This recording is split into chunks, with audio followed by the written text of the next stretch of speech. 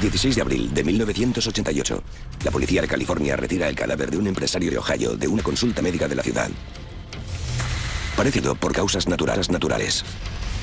En aquel momento no había nada extraño que indicara que hubiese fallecido en circunstancias sospechosas. Todo parecía concordar con lo que ponía en el certificado de defunción. Pero la investigación no tardará en tomar un rumbo inesperado, que sugerirá que se ha cometido un fraude y además un asesinato. La historia lo tenía todo. Cuando pensábamos que la cosa no podía ir a más, justo pasaba algo que aumentaba la gravedad del caso. El asesino lo planeó todo a conciencia para que no le descubrieran. Hay quien dice que fue un crimen casi perfecto. Informe criminal. La estafa casi perfecta.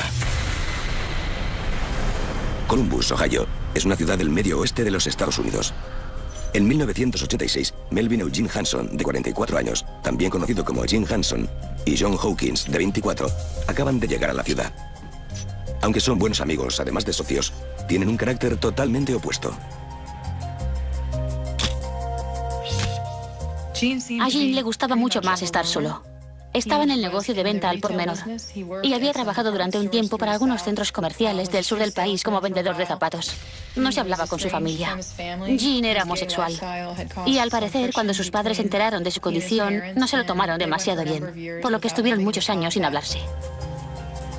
Al contrario que Jim, el joven Hawkins no es tímido ni reservado, sino seductor y extrovertido. John Hawkins tenía un carácter muy interesante. Era dinámico, atractivo y carismático. Y por eso no solo gustaba a las mujeres, sino que todo el mundo disfrutaba de su compañía. Me explicaron que cuando estabas con él, siempre te hacía sentir que eras la persona más importante del mundo. En Columbus, los dos socios abren una tienda de ropa deportiva llamada Just Sweats, que significa todo sudor. Just Sweats se hizo muy popular desde el principio. Se puso de moda quizá porque estaba en una zona universitaria y todo el mundo pensaba que aquella ropa era lo más. El mismo John Hawkins era lo más. Salía en anuncios de televisión bailando con diferentes modelos de ropa. No me preguntéis cómo lo hacen, pero nuestros artistas pintan cualquier cosa, lo que sea. Muy bien, señores. Corten. Era un lugar muy popular, al que todo el mundo quería ir. Just Sweats empezó a crecer. Abrieron una sucursal dentro del campus y no tardaron en abrir locales por toda la ciudad.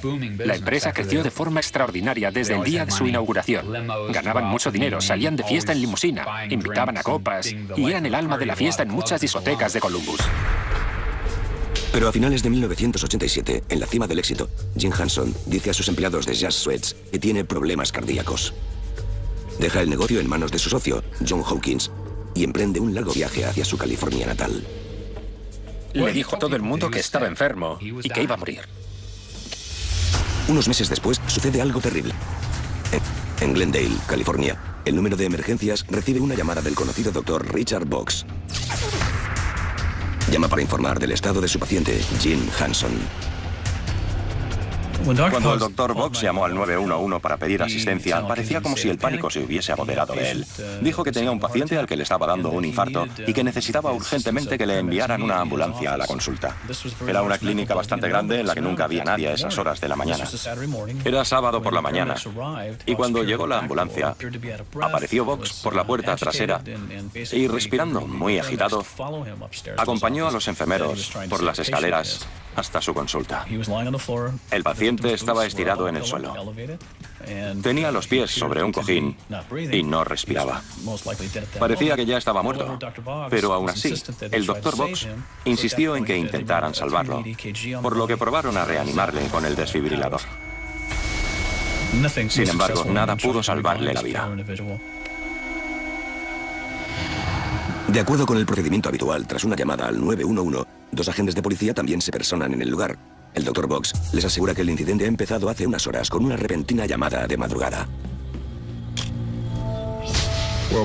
Box dijo que el señor Hanson le había llamado por unas molestias en el pecho y que él lo había citado en su consulta para examinarlo.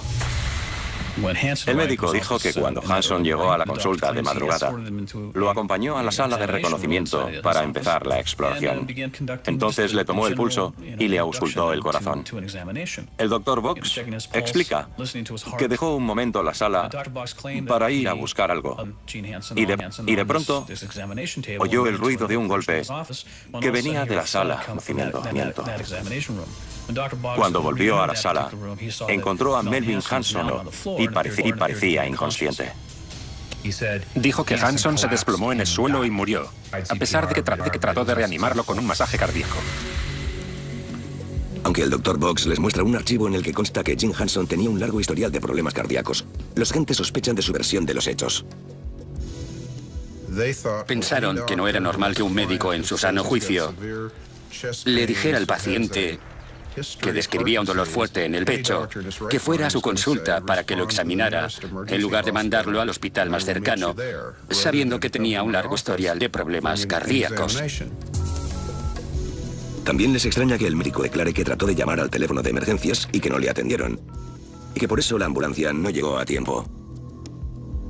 El Dr. Box dijo que trató de llamar varias veces al 911. Peña estaba ocupada, cosa que podría haber sido verdad en otro momento, pero aquel sábado por la mañana hubo muy pocas llamadas. En menos de una hora, Craig Harvey, del Departamento de Medicina Forense de Los Ángeles, y un fotógrafo de la policía llegan para fotografiar y examinar el cuerpo.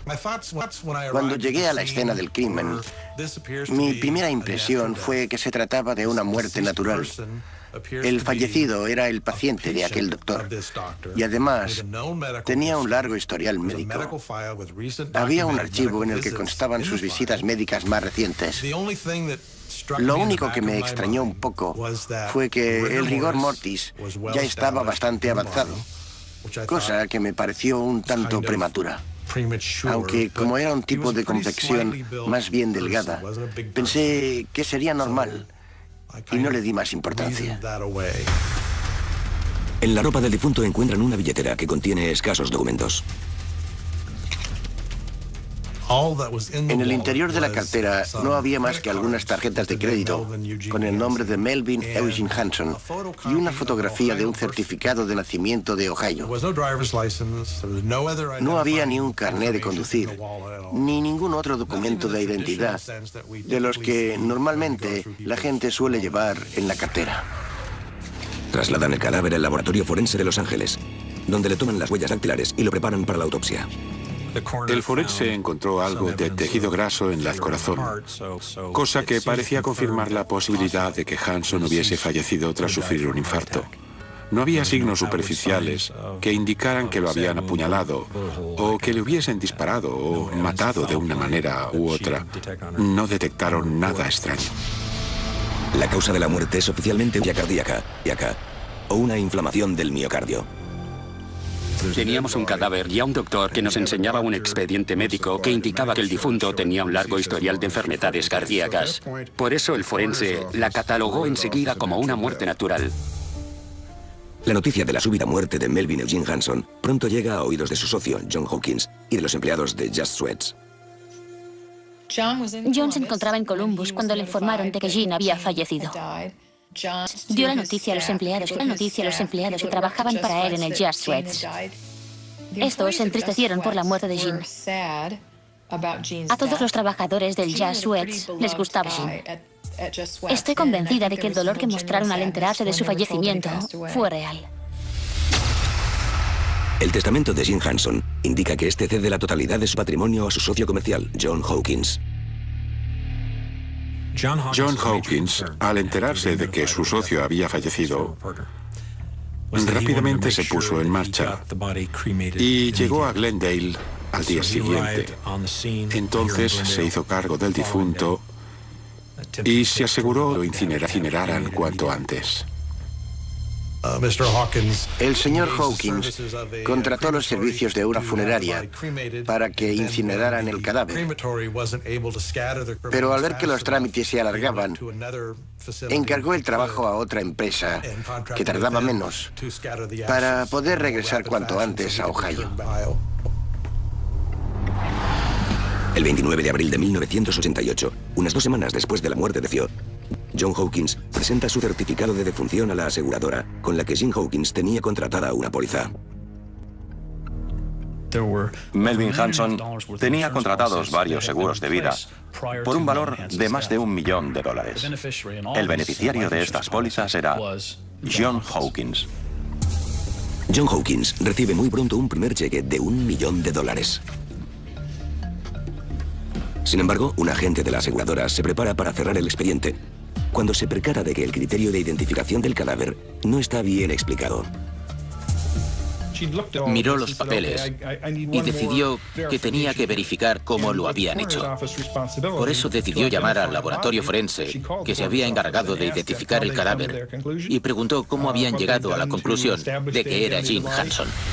Como el difunto no llevaba consigo ningún documento de identidad, en un principio dieron por válidas las palabras del Dr. Box y de John Hawkins.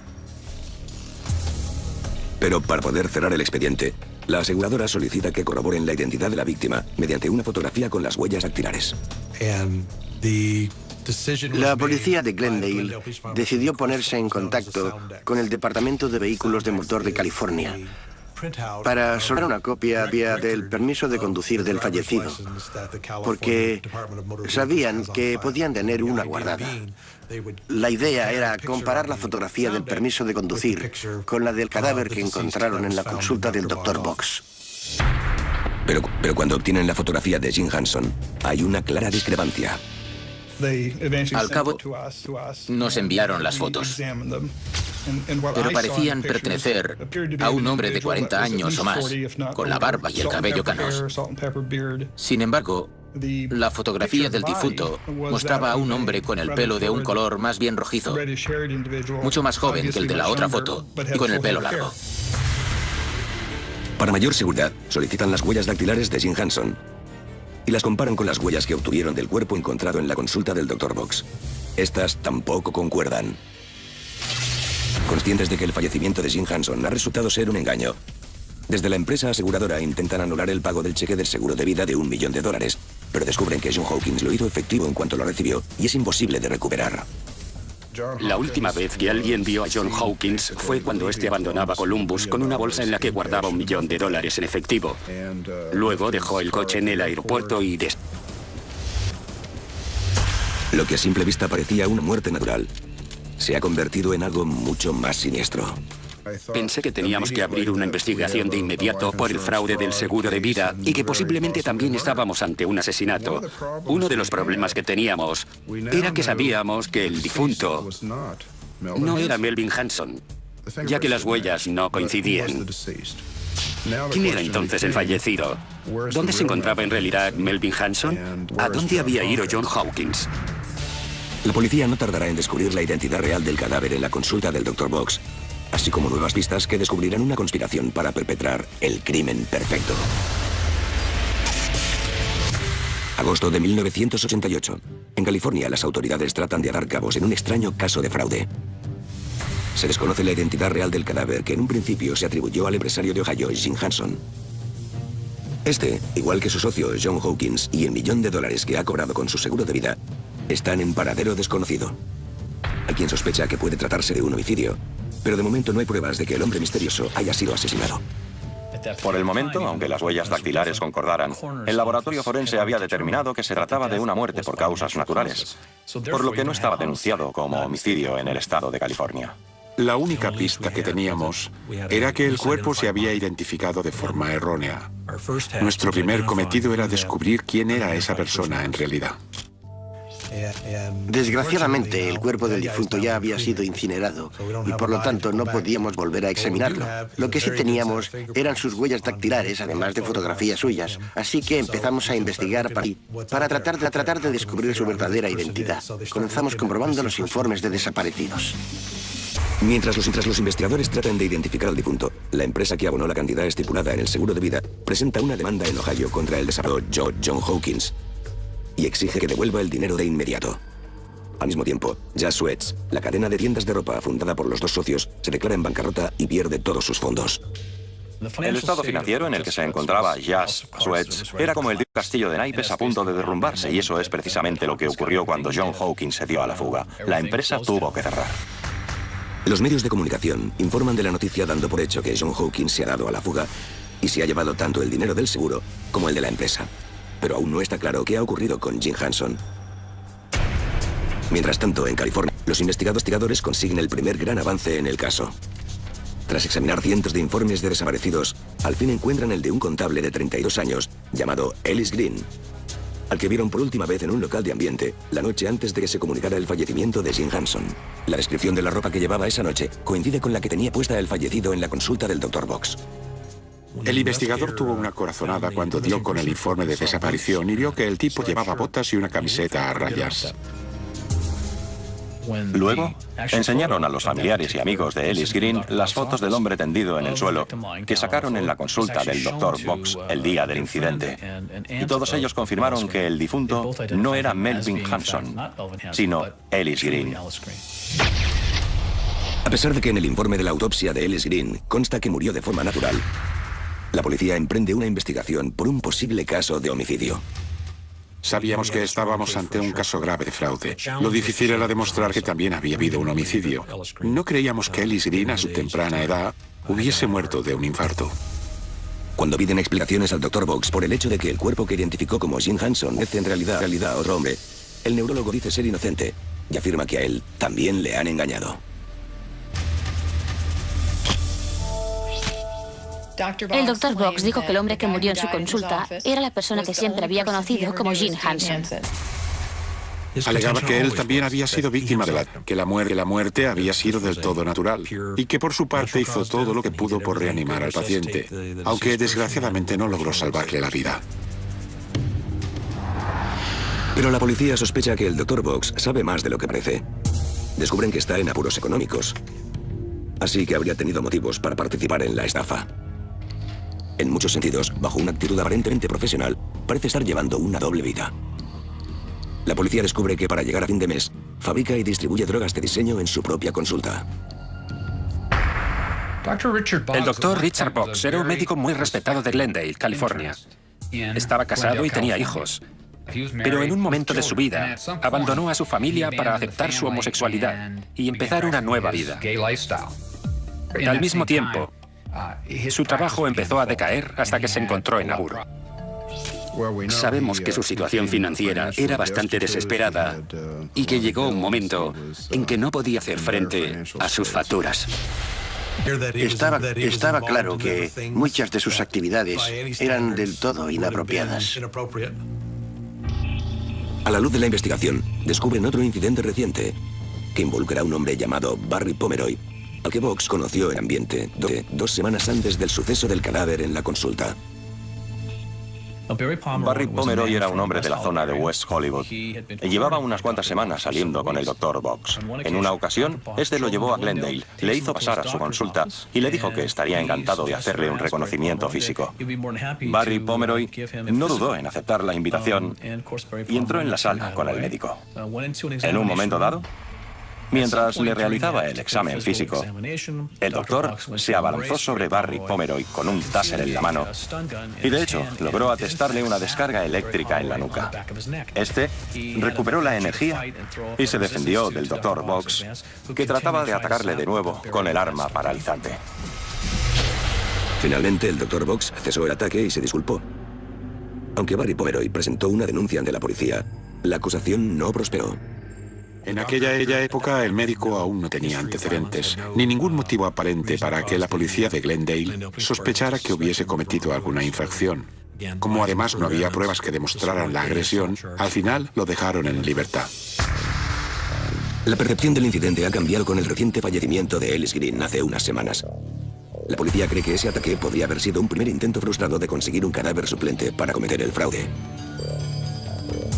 Para mayor sospecha, la policía ejecuta una orden de registro en la casa y en la oficina del Dr. Box y halla una serie de recibos de compra de varios tipos más paralizantes.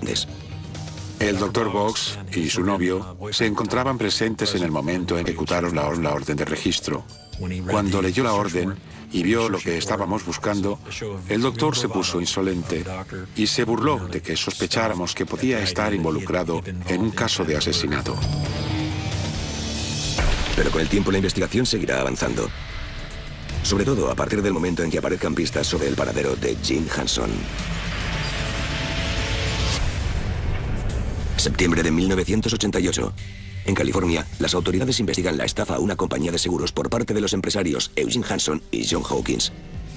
También sospechan que el Dr. Richard Box está involucrado y podría haber utilizado el cadáver de Ellis Green para perpetrar el fraude. Mientras la policía de Glendale trabaja para construir una acusación, un investigador privado contratado por la aseguradora trata de avanzar en la búsqueda de Eugene Hanson y John Hawkins. En la basura que encuentra junto a la casa de Hawkins en Ohio, descubre una serie de facturas telefónicas que demuestran que fueron varias llamadas a un número de Miami en los días previos a la muerte de Ellis Green. El número de Miami está registrado a nombre de Wolfgang von Snowden. Curiosamente, las autoridades de Glendale también encuentran este nombre en una agenda telefónica que encontraron en casa de Box durante el registro. En una página encontraron el nombre de John Hawkins y su número de teléfono de Columbus, Ohio.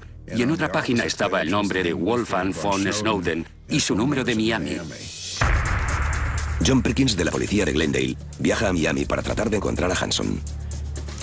Aunque Wolfgang tiene alquilado un ático en la ciudad, al parecer estará en el durante una buena temporada. Sin embargo, su contrato de alquiler habla por sí solo.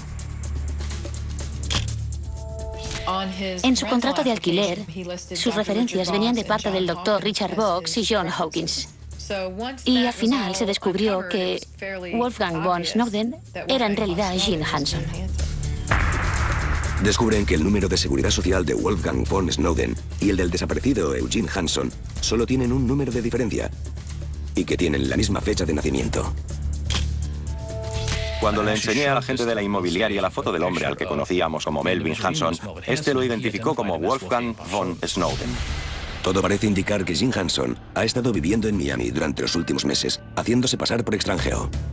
Gene se inventó el personaje de Wolfgang von Snowden, un inmigrante alemán, y se mudó a Miami, donde hay una importante comunidad alemana. Sin embargo, sus conocidos de Florida sospechaban de él, porque no sabía hablar alemán.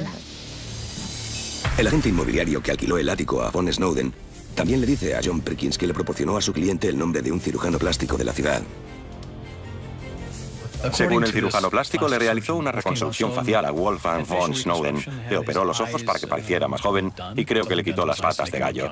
El operado también con sus médicos y podría realizarle una operación para cambiar sus huellas dactilares, y este le dijo que no. Estos avances en la investigación lo confirman que Gene Hanson sigue vivo, sino que además podría haber participado de forma activa en la estafa a la aseguradora y en el posible asesinato.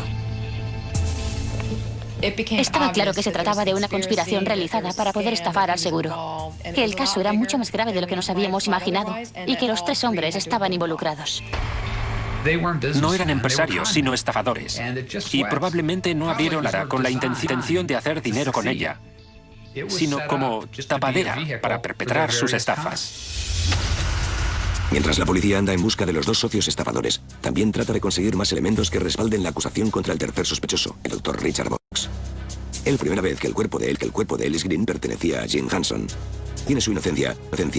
La policía cree que participó activamente en la muerte de Green y que falsificó varios documentos médicos.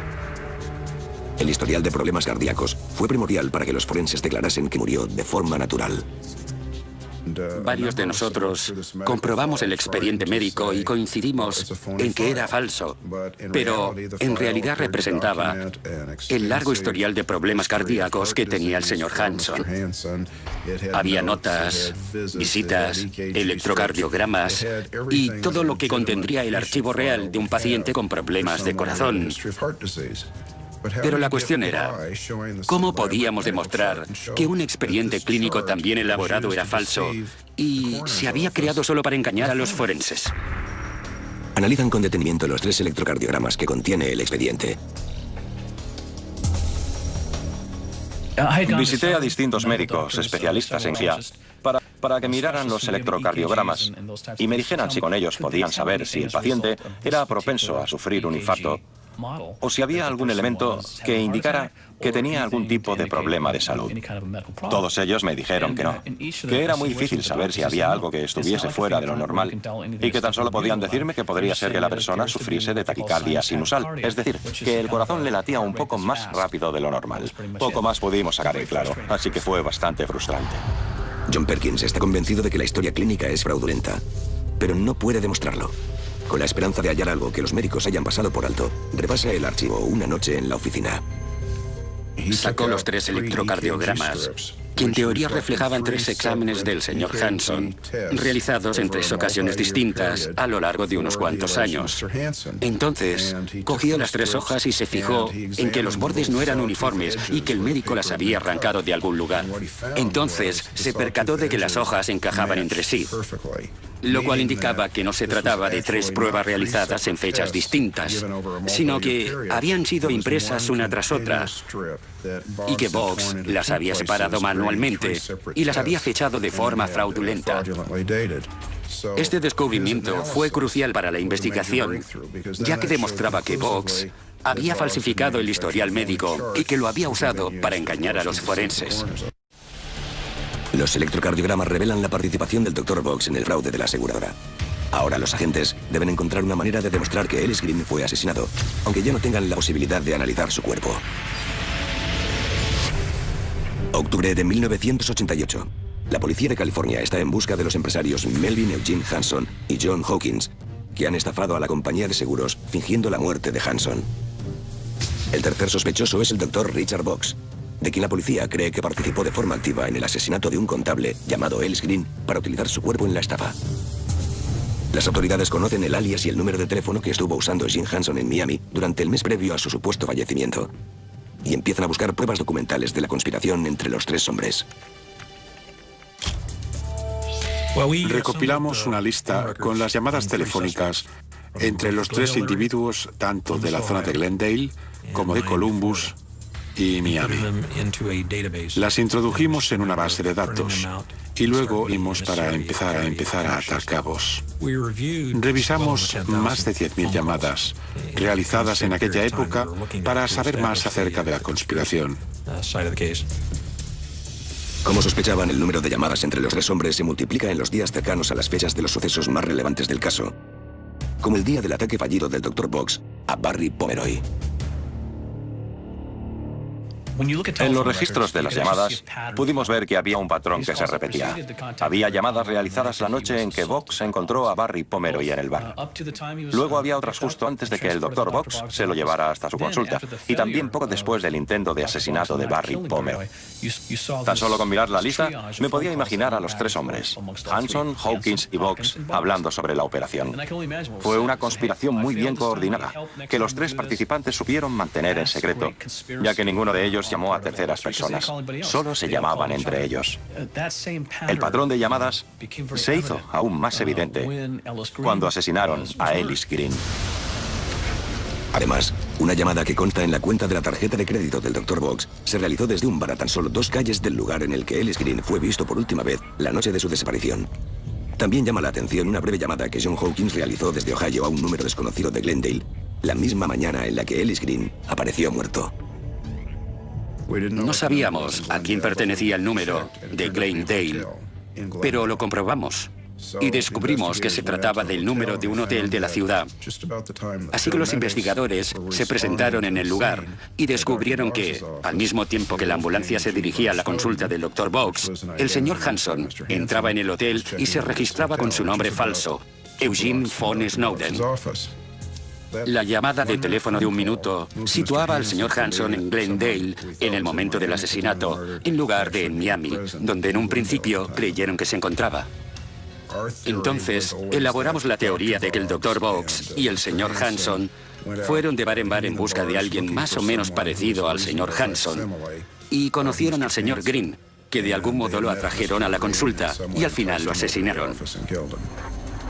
Los 2 estaban aquí en el momento del asesinato, y John Hawkins seguía en Ohio, esperándoles con una copia del testamento de Melvin Hanson.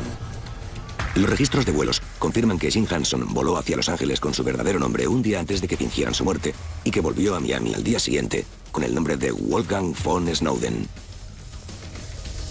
Lo tenían todo planeado, no solo para estafar al seguro, sino también para que nadie descubriese el asesinato.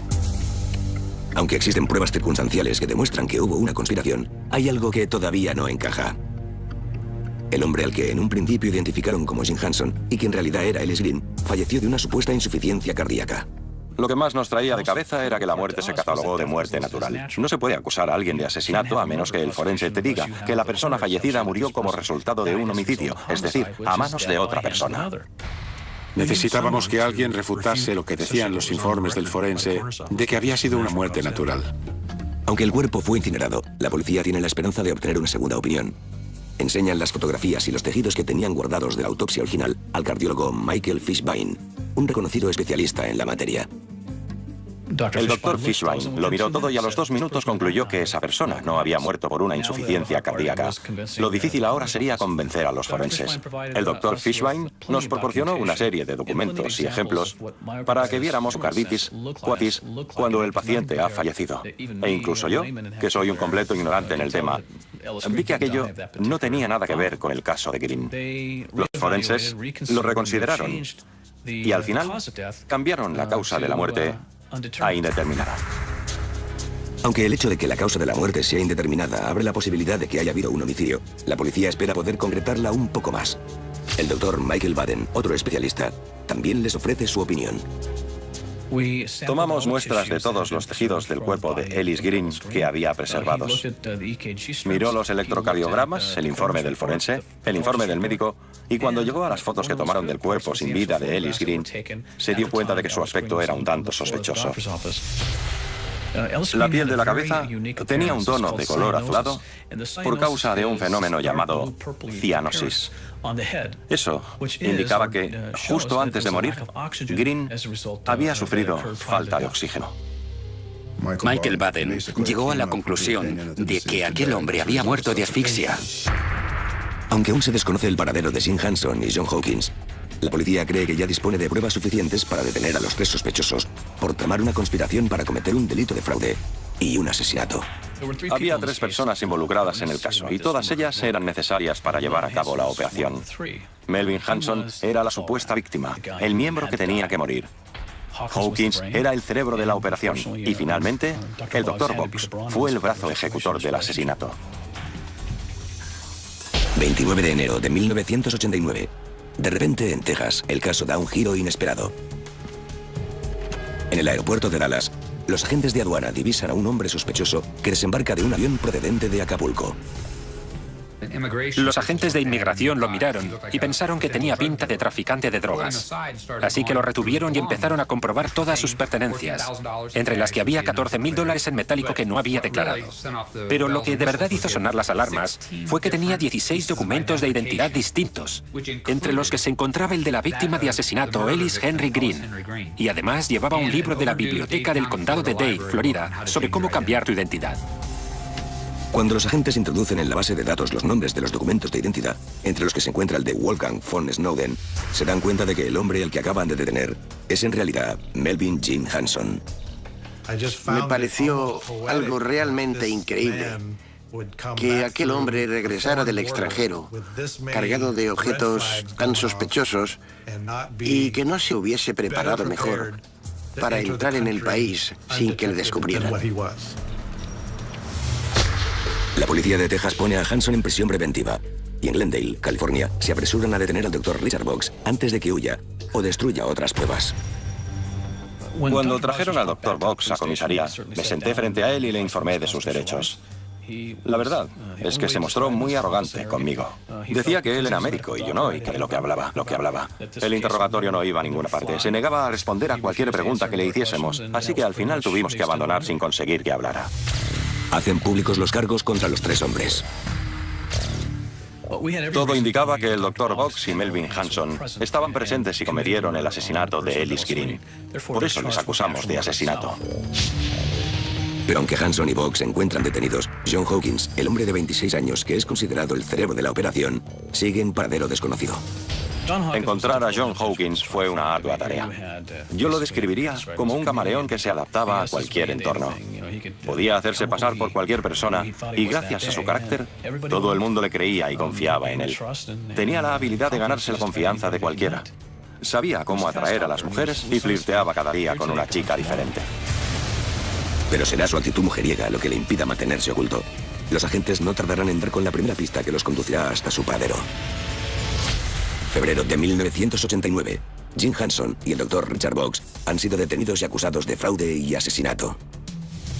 Junto a un tercer sujeto llamado John Hawkins, que se encuentra en paradero desconocido, la policía alega que fingieron la muerte de Jim Hanson utilizando en su lugar el cuerpo de Ellis Green, un contable de Glendale, California, al que previamente asesinaron. Las noticias de los avances en el caso ocupan las portadas de los periódicos de todo el país.